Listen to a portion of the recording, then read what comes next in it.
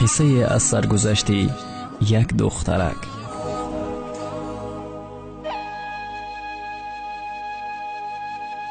دختری در دانشگاه معلمه شده کار میکرد. روز یکی از شاگردانش از او پرسید: معلمه، برای چی سین و سالتان رفته ایستاده است و شما شوهر نمیکنید؟ معلمه باشد چنین جواب داد: یک مرد 4 دختر داشت و پسر نداشت. با همسرش تأکید کرده گفت که اگر باز دختر تولد میکنی جوابت را میدهم. زن باشد فرزند پنجمش را نیز تولد کرد و این هم دختر شد.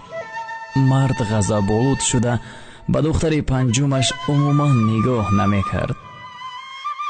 پس از چند وقت این زن پسر تولد کرد. بعد این پسر باز 3 تای دیگر پسر تولد شد که همگی 4 پسر شد. بعد از گذشت سالها آهسته آهسته به تقدیر الهی دخترانش از دنیا گذشتند.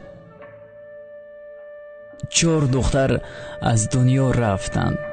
بعداً زنش هم وفات کرد. بیچاره مرد پشیمان با 4 پسر و 1 دخترچه‌اش ماند.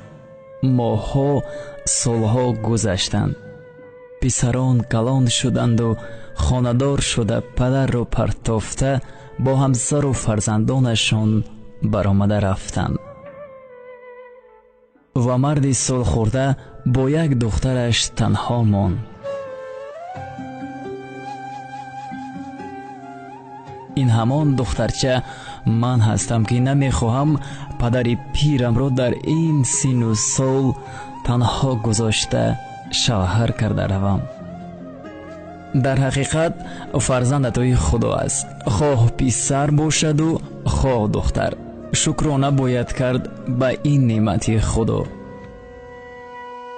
خیلی متاسفم که امروز هستند پدرانی که به قدر دختران خود نمیرسند و آنها را از علم و مدنیت قفا نگاه می‌دارند.